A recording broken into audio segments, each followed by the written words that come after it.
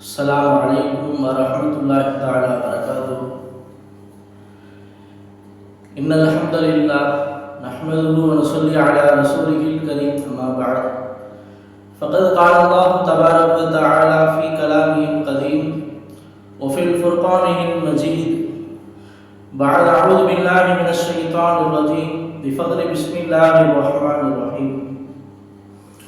وتحسبهم أيقاظا وهم رقود ونقلبهم ذات اليمين وذات الشمال وكلبهم باسط ذراعيه بالوسيد لو اطلعت عليهم لوليت منهم فرارا ولملئت منهم رعبا.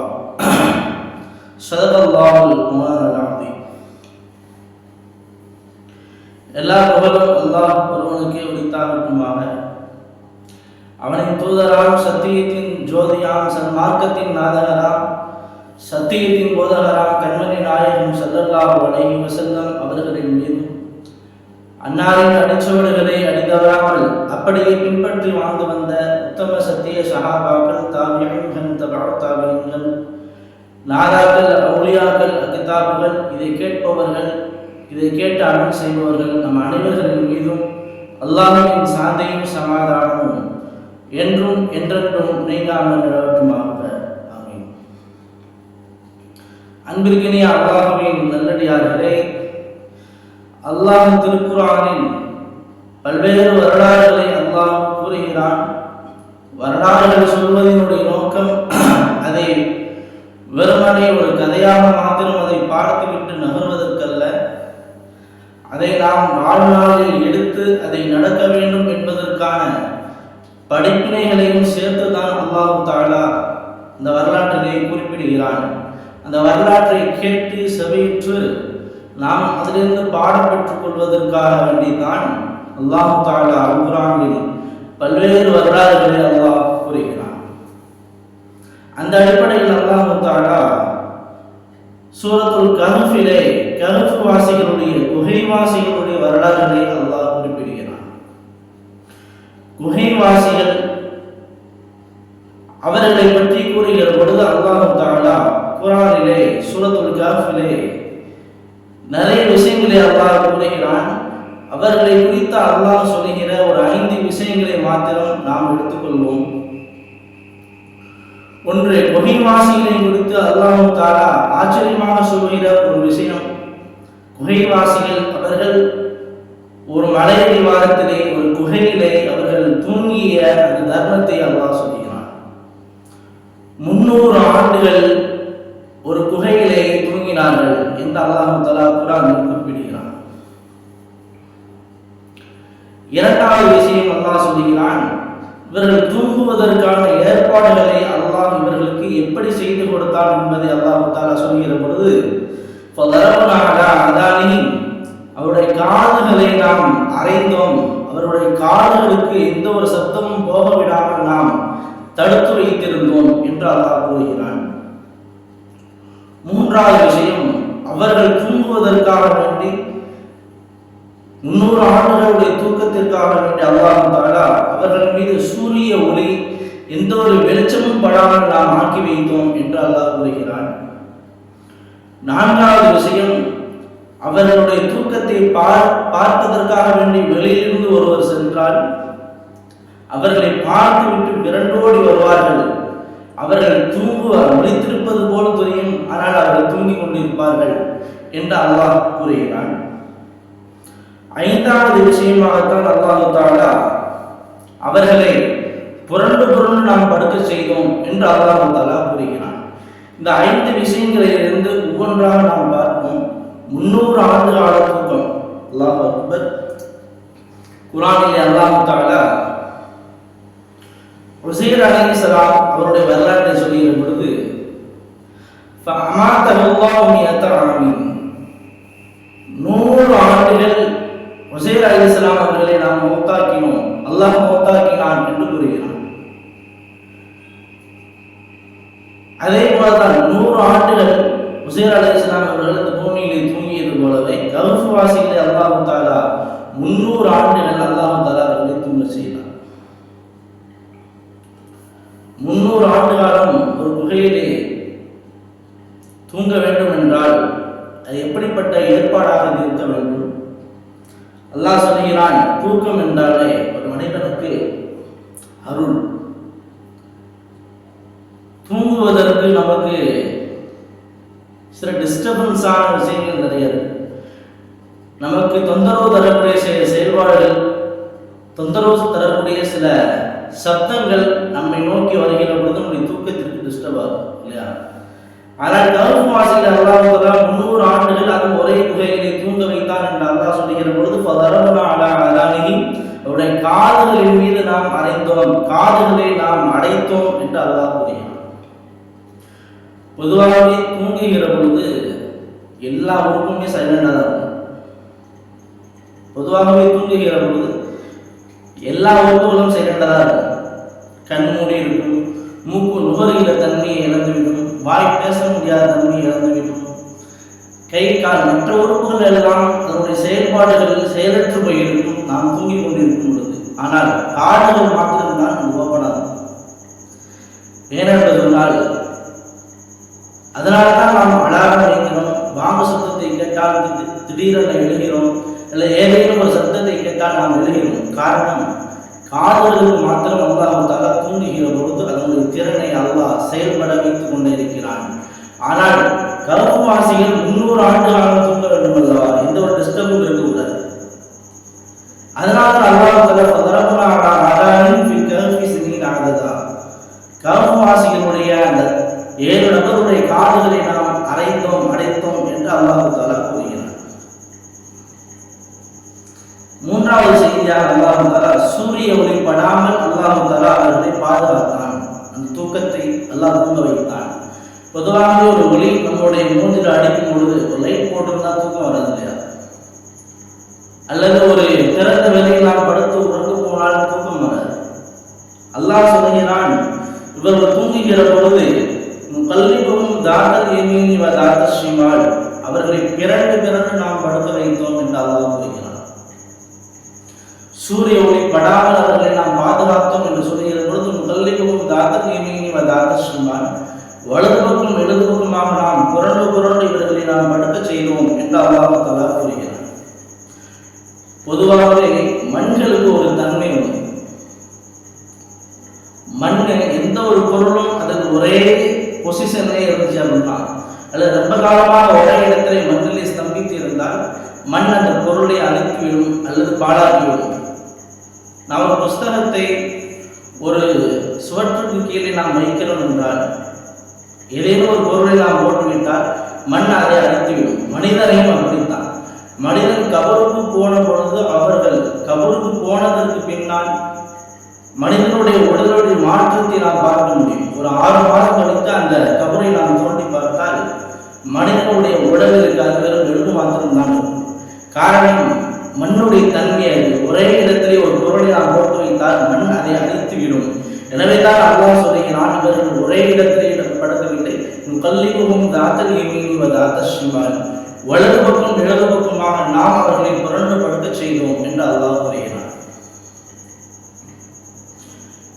4வது செய்தியாக அல்லாஹ் கூறுகிறான், வதஹ்சபுஹும் ஐகாதன் வஹும் ருகூத், யாராவது அவர்களை பார்ப்பதற்காக இந்த குகையை நோக்கி சென்றால், குகைக்குள்ளே புகுந்து பார்த்தால் வதஹ்சபுஹும் ஐகாதன், அவர்கள் விழித்திருக்கிற மாதிரியே அவர்களுக்கு முழிச்சிட்டு இருக்கிற மாதிரி தான் தெரியும். வஹும் ருகூத், ஆனாலும் அவர்கள் தூங்கிக் கொண்டிருக்கிறார்கள்.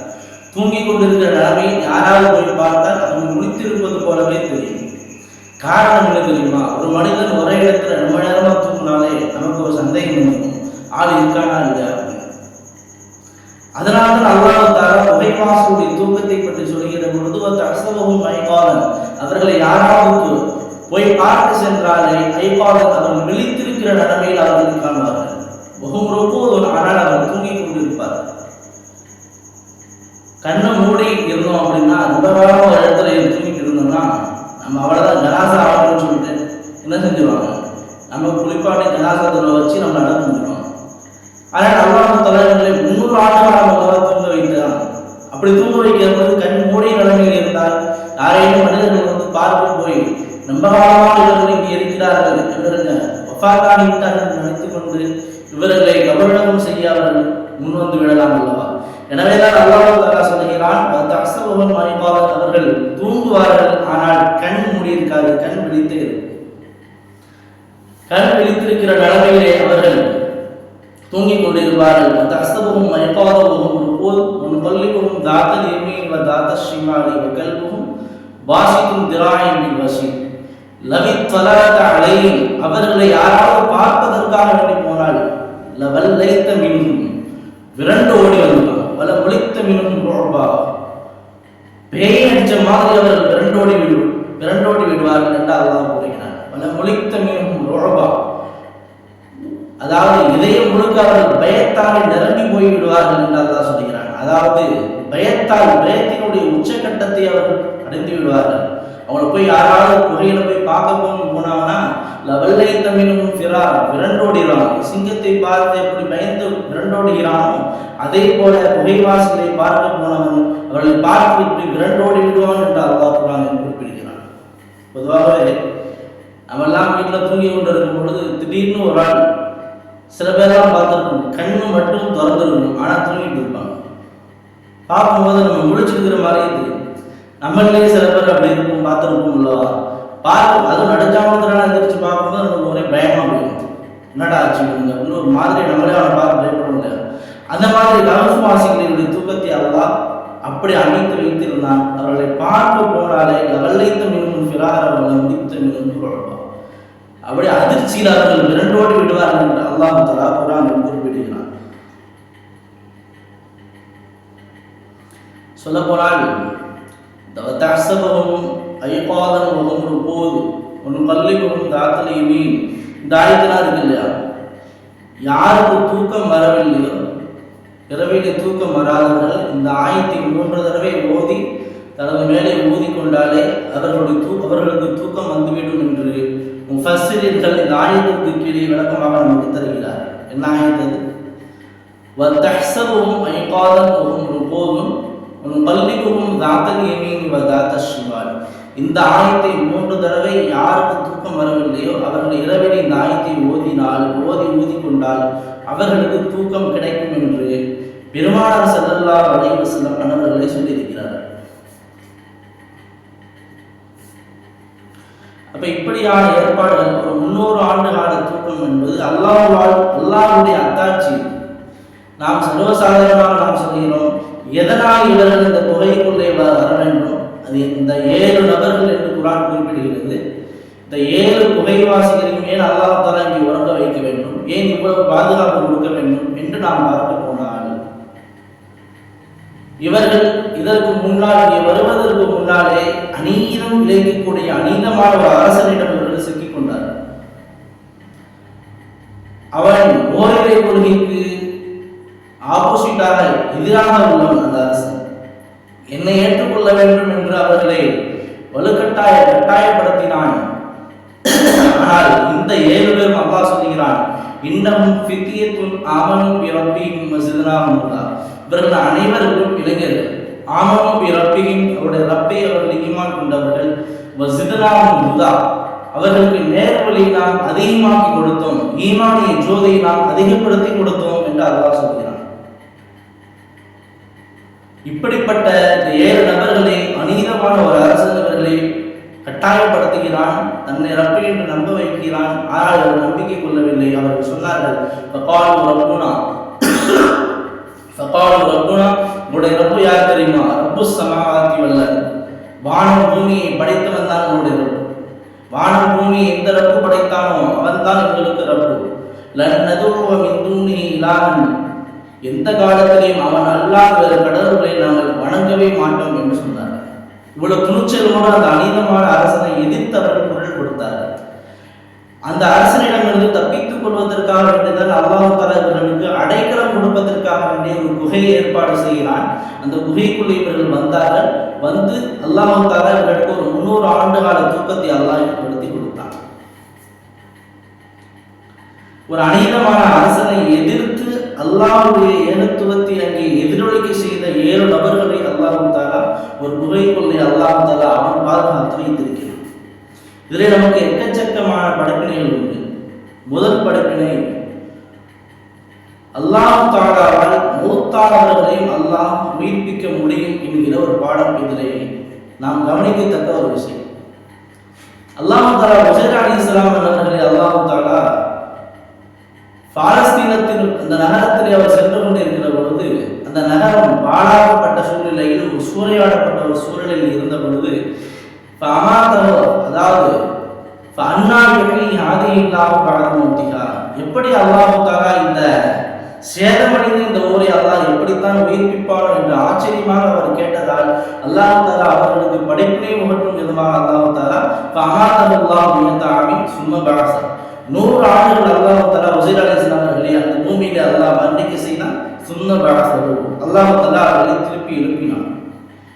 எழுப்பிவிட்டு மலக்குமார் ஒரு மலக்கை அல்லாஹ் தஆலா அவர்களிடம் அனுப்பி வைக்கிறான். கம் லபிஸ்த எத்தனை நாள் நீங்க இங்க தூங்கி இருப்பீங்க, தங்கி இருப்பீங்க அப்படின்னு மலக்கு கேட்கிறாங்க. அவங்க சொல்றாங்க உஸைர் அலைஹிஸ்ஸலாம், கம் லபிஸ்து யௌமன் அவ் பஅத, அதாவது லபிஸ்து யௌமன் அவ் பஅத, ஒரு அரை நாள் அல்லது ஆஃப்டே தூங்கி இருப்பேன். எப்படி 100 ஆண்டுகள் அல்லாஹ் தூங்க வைத்தான். ஆனால் இவங்க சொல்றீங்க லபிஸ்து யௌமன் அவ் பஅத, ஒரு நாள் அல்லது ஒரு ஆஃப்டே தூங்கி இருப்பேன் அப்படிங்கிறாங்க. இதே போலத்தான் கஹ்ஃப் சொன்னார்கள். 309 ஆண்டு காலமாக ஒரே குறையிலே தூங்கி அவர்களை அல்லாஹ் திருப்பி விழிக்க செய்த பொழுது அவரிடம் கேட்கப்பட்டது, எத்தனை ஆண்டுகள் நீங்க தூங்கி இருப்பீங்க அப்படின்னு சொன்னபோது அவங்க சொன்னாங்க, லபிஸ்னா யௌமன் அவ் பஅத, நாங்க ஒரு நாள் அல்லது ஆஃப் டே தூங்கி இருப்போம் அப்படின்னு சொன்னாங்க. இங்க செய்தி அதுவல்ல, அல்லாஹ் தஆலா 300 ஆண்டு காலமாக அல்லாஹ் தஆலா அவர்களை மரணிக்க செய்து விட்டதற்கு பின்னாலே திரும்பவும் அல்லாஹ் தஆலா உயிர் கொடுத்து எழுப்பினார். உஸைர் அலைஹிஸ்ஸலாம் அவர்களை எப்படி அல்லாஹ் தஆலா 100 ஆண்டுகள் மரணிக்க செய்து திரும்பவும் உயிர் கொடுத்து எழுப்பினானோ, அதே போலவே கஹ்ஃப் வாசிகளையும் அல்லாஹ் தஆலா 300 ஆண்டு காலமாக அந்த குகைகளை தூங்க வைத்தான் அல்லது மரணிக்க செய்தான். மரணத்திற்கு பின்னால் திரும்பவும் அல்லாஹ் தஆலா அவர்களுக்கு உயிர் கொடுத்து எழுப்பினார். அதற்கு பின்னால் அவர் கிடைத்த வீதிக்கெல்லாம் சென்றார்கள் என்று வரலாறு இருக்கிறது. அல்லாஹ்வால் திரும்ப மௌத்தானவர்களை திரும்பவும் உயிர் கொடுத்து எழுப்ப முடியும், எழுப்புகிற சக்தி அவருக்கு உண்டு என்கிற அத்தாட்சியை அல்லாஹ் தஆலா இந்த வரலாற்றின் மூலமாக நமக்கு முதல் பாடமாக அல்லாஹ் நமக்கு தருகிறார். நாமெல்லாம் ஒரு 7 விஷயங்களை நம்பிக்கை கொண்டிருக்கிறோம் அல்லவா? ஆமன்து பில்லாஹி வ மலாயிகத்திஹி வ குதுபிஹி வ ருசுலிஹி வல் யௌமில் ஆகிரி வல் கத்ரி கைரிஹி வ ஷர்ரிஹி மினல்லாஹி தஆலா வல் பஅஸி பஅதல் மௌத். அதாவது 7 விஷயங்கள். அதுல கடைசியா என்ன? மரணத்திற்கு பின்னால் அல்லாஹ் மீண்டும் உயிர் கொடுத்து எழுப்புவான். அது எந்த பொருளாக இருந்தாலும், மனிதன் மாத்திரம் அல்ல, எல்லா படைப்புகளையும் அல்லாஹ் தஆலா மரணத்திற்கு பின்னால் மீண்டும் அல்லாஹ் உயிர் கொடுத்து எழுப்புவான் என்கிற ஒரு பாடம் நமக்கு இங்கே கவனிக்கத்தக்க ஒரு விஷயமாக இருக்கிறது. இரண்டாவது, எந்த சூழலிலும் அல்லாஹ் தஆலா அவனை நம்பி வந்தவர்களை அல்லாஹ் கைவிட மாட்டான். 7 நபர்களும் அல்லாஹ்வை சார்ந்திருந்தார்கள், அல்லாஹ்வை நம்பியிருந்தார்கள். அல்லாஹ் இவர்களை அறிமுகப்படுத்தப்படுகிற பொழுது அல்லாஹ் குர்ஆனில் எப்படி கூறுகிறான்? இன்னமும் ஃபித்யத்துன், அவர்கள் எல்லோரும் 7 பேரும் வாலிபர்கள். ஆமனூ பி ரப்பிஹிம், தன்னுடைய ரப்பை ஈமான் கொண்ட வாலிபர்கள் என்று அல்லாஹ் கூறுகிறான். வஸித்னாஹும் ஹுதா, அவர்களுக்கு நாம் நேர்வழி அதிகப்படுத்தி கொடுத்தோம் என்று அல்லாஹ் கூறுகிறான். அல்லாஹ்வை நம்பி வந்த 7 நபர்கள் ஒரு அநீத காரனை எதிர்த்து எதிர்குரல் கொடுத்து இந்த ஏகத்துவத்தை அவர்கள் அந்த அநீதமான அரசருக்கு முன்னாலும் இந்த ஏகத்துவத்தை எடுத்து சொன்னார்கள் அல்லவா? அந்த துணிச்சலுக்காக வேண்டி அல்லாஹ் கொடுக்கிற கிஃப்ட் தான் அல்லாஹ் இவர்களுக்கு பாதுகாப்பு கொடுக்கிறான் கஹ்ஃப் குகையிலே. அந்த குகையில் இவர்கள் 300 ஆண்டுகள் அல்லாஹ் தஆலா இவர்களை பாதுகாத்து வைத்தான். எந்த ஒரு மக்களுடைய டிஸ்டர்பும் இல்லாமல், எந்த ஒரு மக்களுக்கும் தெரியாமல் அல்லாஹ் தஆலா அந்த அரசனிடமிருந்து அல்லாஹ் இவர்களுக்கு பாதுகாப்பு கொடுத்தார். அல்லாஹ்வை நம்பி நாம் கையேந்தி விட்டால், அல்லாஹ்வின் ஒரு நம்பிக்கை நாம் வைத்து விட்டால், அல்லாஹ்வை நாம் ஈமான் கொண்டு விட்டால், எந்த ஒரு சூழ்நிலையிலும் அல்லாஹ் நம்மை கைவிட மாட்டான் என்பதற்கு கஹ்ஃப் வாசிகள் நமக்கு ஒரு பாடம். அல்லாஹ்வை முழுவதுமாக நாம் நம்ப வேண்டும், முழு நம்பிக்கை நாம் வைக்க வேண்டும். அரைகுறை நம்பிக்கை இருந்தால் அல்லாஹ் உள்ளத்தையும் அறிகிறவன், நம்முடைய உள்ளத்தினுடைய ஓட்டத்தையும் அல்லாஹ் அறிகிறான். அரைகுறை நம்பிக்கையோடு நாம் இருக்கிறோமா அல்லது முழு நம்பிக்கையோடு நாம் இருக்கிறோமா என்பது அல்லாஹ் அறிகிறான். அல்லாஹ்வின் மீது நாம் முழுமையான நம்பிக்கை நாம் வைக்கிற பொழுது எந்த மாதிரியான ஒரு சூழ்நிலையிலும், ஒரு கஷ்டமான சூழ்நிலையிலும் அல்லாஹ் நம்மை கைவிட மாட்டான். அது எப்படி எப்பேற்பட்டவர்களாக இருக்கட்டும், ஆனால் அல்லாஹ்வின் மீது நம்பிக்கை உள்ளவர்களாக அவர்கள் இருந்தால் அவர்களை எந்த சூழ்நிலையிலும் அல்லாஹ் கைவிட மாட்டான் என்பதற்கு கஹ்ஃப் நமக்கு ஒரு பாடமாக இருக்கிறார்கள் என்று புரியவர்களே. மூன்றாவது பாடம்தான் இந்த வரலாற்றிலிருந்து நாம் படிக்க வேண்டிய ஒரு முக்கியமான பாடம். இந்த சமுதாயம் அதிகம் இழந்து கொண்டிருக்கிற ஒரு விஷயமும் கூட இரவு தூக்கம். இரவு தூக்கம் என்பது அல்லாஹ்வுடைய அத்தாட்சி என்று அல்லாஹ் குர்ஆன் கூறுகிறான். உமின் ஆயாத்திஹி மனாமுக்கும் பில்லை, உமின் ஆயாத்திஹி மனாமுக்கும் பில்லை, இரவிலே தூங்குவது என்பது என்னுடைய அத்தாட்சியில் கட்டுப்பட்டது என்று அல்லாஹ் தஆலா குர்ஆன் குறிப்பிடுகிறான். இன்றைக்குள்ள வாலிப சமுதாயத்தை பார்த்து நாம் கேட்க வேண்டும். நிறைய பேர் இன்றைக்கு இரவில் தூங்குவதல்ல, இரவு பகல் இரவாக மாறிவிட்ட ஒரு சூழ்நிலையை தான் நாம் பார்க்க முடியுது. பெருமானார் ஸல்லல்லாஹு அலைஹி வஸல்லம் சொன்னார்கள், நிஅமத்தானி அஸீமத்தானி மக்பூனுன் ஃபீஹிமா கஸீருன் மினன் நாஸ். இரண்டு அல்லாஹ்வுடைய மாபெரும் நிஅமத்தானி, இரண்டு நிஅமத்துகள் இருக்கிறது. ஒன்று அஸ்ஸிஹத்து, உடல் ஆரோக்கியம். இரண்டாவது அல் ஃபராக், ஓய்வு, தூக்கம் என்று பெருமானார் ஸல்லல்லாஹு அலைஹி வஸல்லம் சொன்னார்கள். இவ்விரண்டிலும் அதிகமான மக்கள் பொடுபோக்காகவே இருக்கிறார்கள் என்று பெருமானார் ஸல்லல்லாஹு அலைஹி வஸல்லம் கூறியிருக்கிறார். ஒரு 1400 ஆண்டு காலத்திற்கு முன்பாகவே பெருமானார் ஸல்லல்லாஹு அலைஹி வஸல்லம் சொல்லிவிட்டு போன இந்த ஹதீஸ் நிதர்சனமாக இன்றைக்கு நாம் கண்ணெதிரே நாம் பார்க்க முடிகிறது. இத்தனை வாலிபர்கள் இரவில் உள்ள தூக்கத்தை அவர்கள் கெடுத்துக்கொண்டு பகலில் அவர்கள் ஒழுங்கிக் கொண்டிருக்கிற ஒரு சூழ்நிலையை நாம் பார்த்து கொண்டுதானே இருக்கிறோம். என்றைக்கு இந்த நவீனங்கள் எல்லாம் உலகத்திலே வந்து போனதோ, விஞ்ஞானங்கள் எல்லாம் நம்முடைய உள்ளத்திலே ஊடுருவி போனதோ, அன்றிலிருந்தே நம்முடைய உடல் ஆரோக்கியத்தை நாம் எடுத்துக்கொண்டோம், தூக்கத்தையும் ஓய்வு நேரத்தையும் நாம் எடுத்துக் கொண்டிருக்கிறோம். பெருமானார் ஸல்லல்லாஹு அலைஹி வஸல்லம் சொல்கிறார், நிஅமத்தானி அஸீமத்தான், மாபெரும் அருட்கொடையாக இந்த ஓய்வை, இந்த தூக்கத்தை பெருமானார் ஸல்லல்லாஹு அலைஹி வஸல்லம் சொல்கிறார்கள். அல்லாஹ்வும் இந்த இரவினுடைய இந்த தூக்கத்தை அவருடைய அத்தாட்சி என்றும் அல்லாஹ் தஆலா சொல்கிறான் என்றால், இரவு தூக்கத்தினுடைய மகிமையை, அதனுடைய கண்ணியத்தை நாம் உணர வேண்டும். இரவில் வீணான விஷயங்களை விட்டும் நாம் தவிர்த்திருந்து ஓய்வு நேரத்தை, அதற்குரிய நேரத்தை சரியாக முறையாக பயன்படுத்தி கொள்ள வேண்டும். இதில் தான் அல்லாஹ்வுடைய பொருத்தமும் அல்லாஹ்வுடைய அருளும் நமக்கு கிடைக்கப்பெறும் என்பதை எக்காலமும் நாம் மறந்துவிடக்கூடாது என்று. உலகத்தில் மனிதனுக்கு மாத்திரம் தூக்கம் இல்லை, எல்லா உயிரினங்களுக்கும் தூக்கம் உண்டு. எல்லா உயிரினங்களுக்கும் அல்லாஹ் தஆலா தூக்கத்தை வைத்திருக்கிறான். மனிதனுக்கு மாத்திரம் அல்ல, காகத்திற்கும், குருவிக்கும், புறாவுக்கும், கழுதைக்கும், எல்லா உயிரினங்களுக்கும் அல்லாஹ் தஆலா தூக்கத்தை ஏற்படுத்தி வைத்திருக்கிறான். காரணம், தூக்கம் என்பது நம்முடைய அடுத்த கட்டத்தினுடைய ஒரு தெளிவான ஒரு சிந்தனையை உருவாக்கி தரக்கூடிய ஒன்றாக இந்த தூக்கத்தை நாம் பார்க்க வேண்டும். தூக்கங்கிறதே ஒரு சிறிய மௌத். நாமெல்லாம் தூங்குவதற்கு முன்னால் ஒரு துஆவை ஓதுவோம். அல்லாஹும்ம பிஸ்மிக அமூது வ அஹ்யா, அல்லாஹும்ம இறைவா பிஸ்மிக, உன்னுடைய பெயரை கொண்டு, அமூது நான் மௌத்தாகிறேன், வ அஹ்யா இன்னும் நான் உயிர்ப்பித்து எழுகிறேன். நிறைய பேருக்கு இந்த துஆவினுடைய இந்த அர்த்தம் தெரிந்தால் துஆவை ஓத மாட்டாங்க. என்ன அர்த்தம்?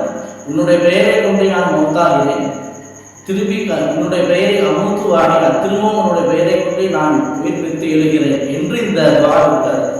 இத்தனை பேருக்கு இந்த துஆவுடைய அர்த்தம் தெரியும் என்று தெரியவில்லை. துஆவினுடைய அர்த்தம் தெரிந்தால் பலர் துஆவை ஓத மாட்டார்.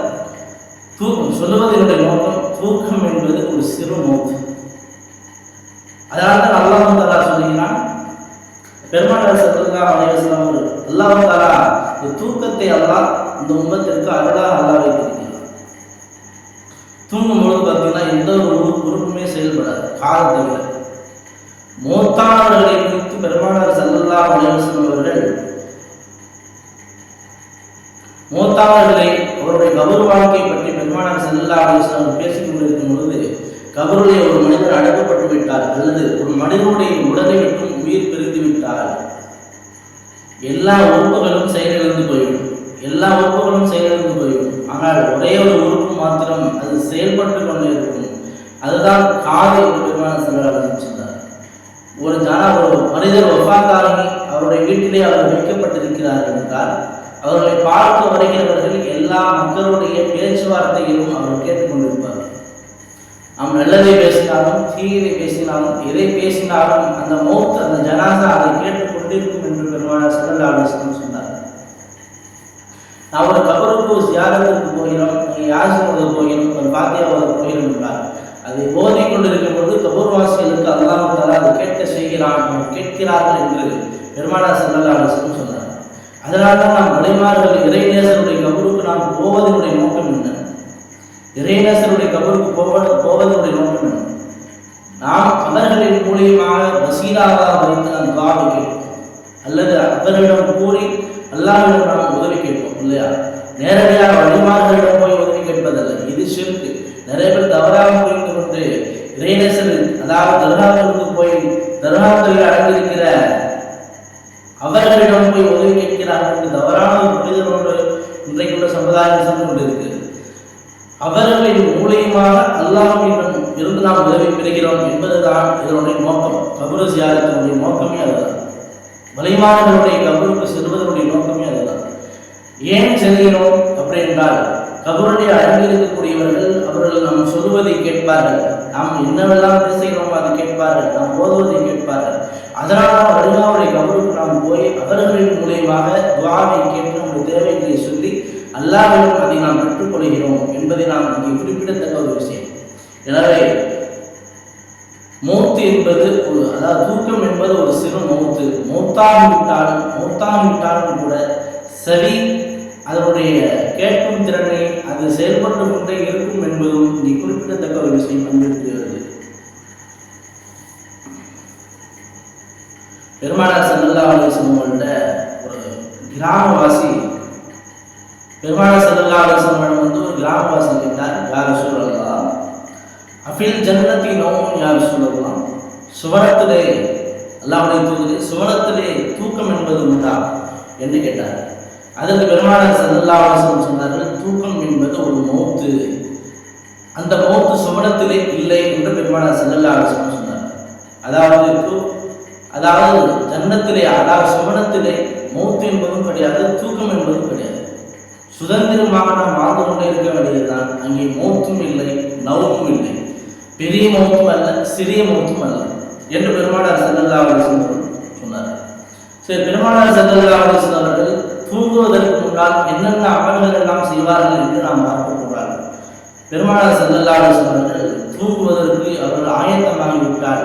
அவருடைய படுக்கை அறையில் அவர்கள் உட்கார்ந்து கொண்டு பெரிய பெரிய சூறாக்களை எல்லாம் அவர்கள் ஓதுவார்.